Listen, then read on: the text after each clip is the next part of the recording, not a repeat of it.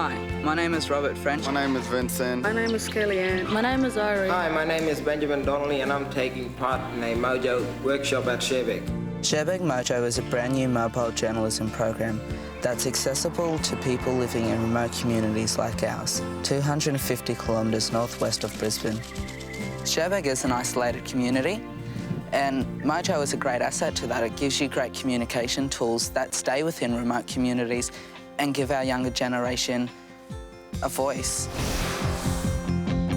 Situated on the edge of Bajelki-Peterson Dam and formerly called Paramba, Cherbourg was founded in 1901 as a mission settlement. They had the roll call, and if they weren't present when their names were called out, they were taken to jail. Many of us kids who live in Cherbourg also hated roll call because we found school to be boring, so we dropped out.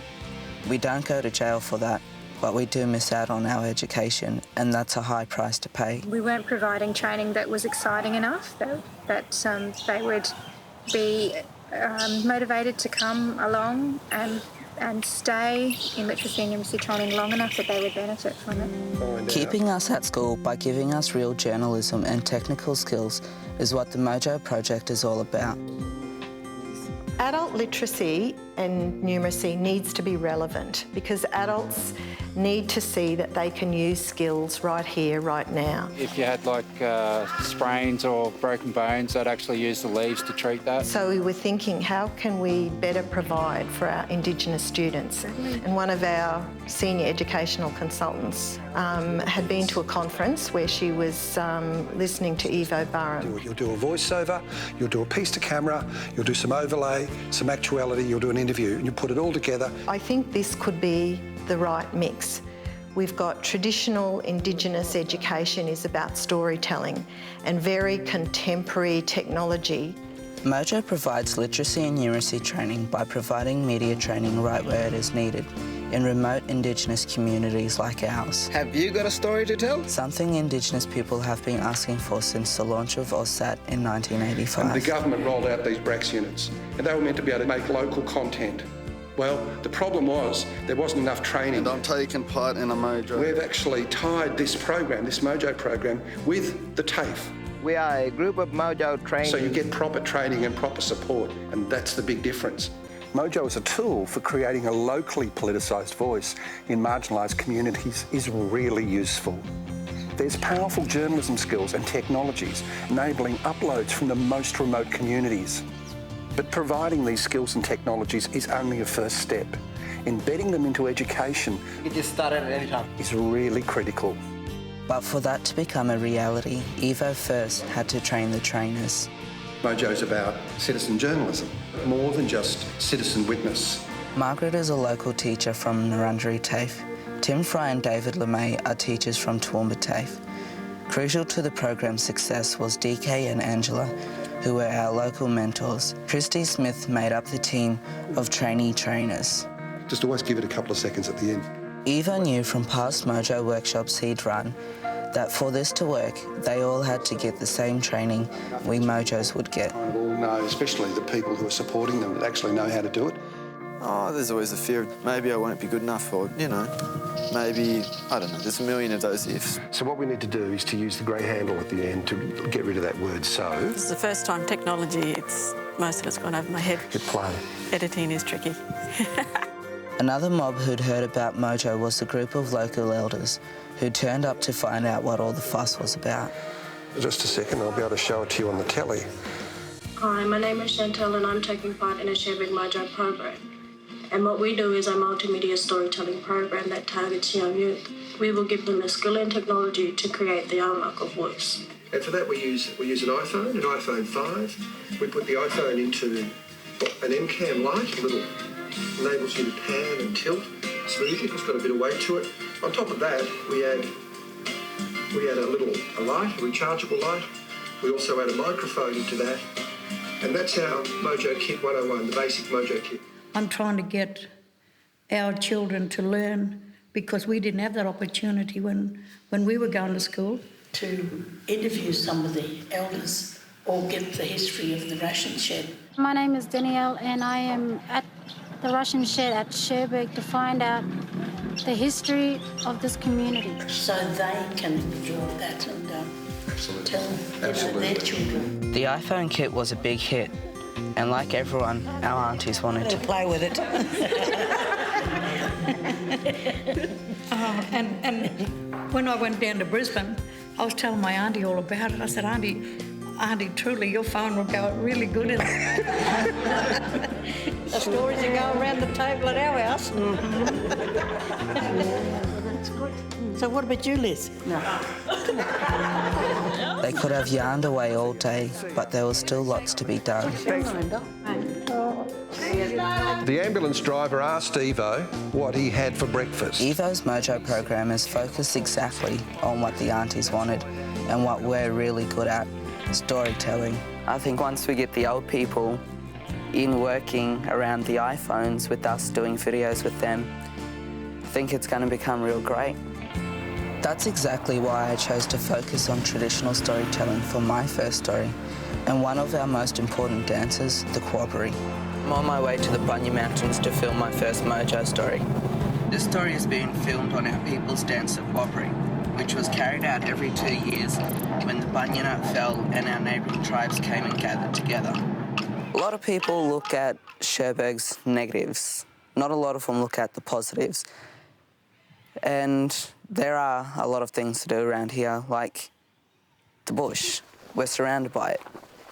And as growing up, my family always took me out into the bush, to the rivers and stuff, teach me a bit about culture and just to have a bit of fun. The learning skills for the young kids, they used to do some of the gathering with aunties or uncles or whatever. In modern times with technology and that, like the cameras, mate, that's a learning tool for them.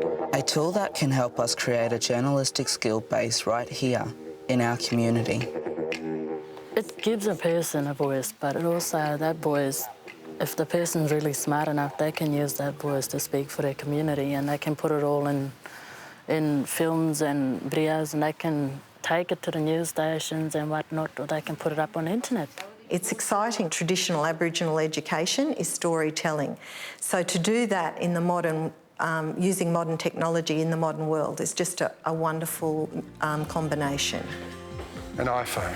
So we could start with a piece to camera somewhere, you decide. A bit like our culture and our dances. Hey, I'm DK. Mojo stuff looks easy. Hi, I'm Angela. Oh, I'm not me. Oh, shut up. But there's more to it than meets the eye. TAFE at Cherbourg today. I knew that the journalism side of things was a different way of storytelling, and so I was, expecting to learn about that process. Then you need a series of shots. I learned some structure to actually form my own stories very quickly. But I also started to learn or see the differences between journalism and other kinds of storytelling.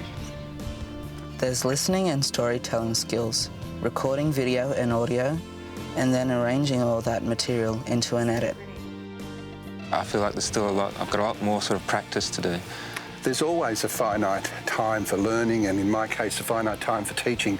So we all get a little anxious, especially when the skills that we're teaching are skills that can get people a job and empower an individual and a community with their own local voice. I guess we'll know how well the training and the learning went tomorrow when the Mojos arrive. We were really excited to learn to Mojo, but we hadn't worked as a group before, so we were a little anxious. Mr. Georgetown over there is marking around with his phone and showing something on the phone to them people there. These people are still standing around yarning over here. Am I finished now? But it didn't take long for people to get with the program. You're very good for this. But I'll be wondering who's reporters. That's what we're here for. We advocate for education and training, and definitely that people are coming out of our college with a set of skills that ultimately leads them to employment and gives them a whole lot more greater chance for employment opportunities out there. Come on, everyone, inside. Later on or now? In the training room, Uncle Bert was already waiting.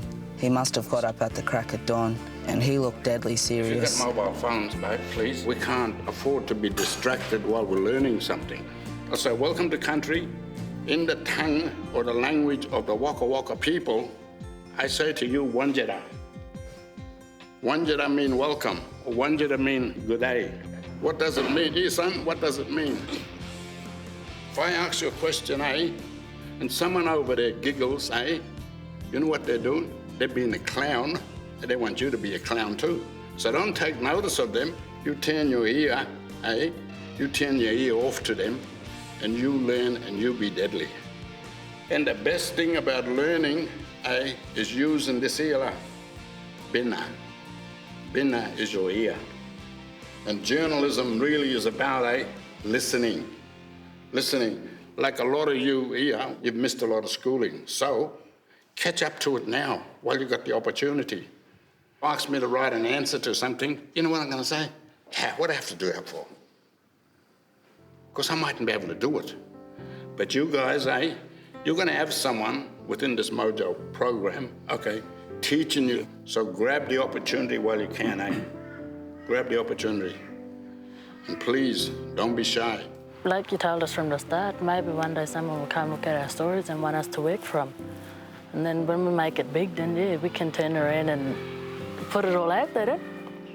Treat each other like brother and sister, okay? And what we all are, we're Murray people. And the thing about our Murray people is caring and sharing. Mojo is, encourage them to show a better side and, encourage them to do what's right. You'll be right. I want to tell about, the life of staying in Cherbourg. It's not as bad as what people think it is. Our elder, Nana Hayter Simpson, reads the book called Bud Butto's Garden. It talks about the healthy colours of a porcupine's garden, which shows our young generation it can be easy and fun to eat healthy. Lived here most of my life. This is where my grandfather's people were originally from, Waka Waka tribe. And this place is home and always will be home. You might think it's hard, or you might think, what the hell I'm doing here, Oh, I don't want to turn up today, or I don't want to go back after lunch. Put it in your head, that you're going to do it, and you're going to do it. Mainstream media's been here a lot lately to mainly focus on the bad things in the community, like the floods, the fights, the drugs, the alcohol. But there's a lot of positive things to show from this community, and Mojo's the way to do it.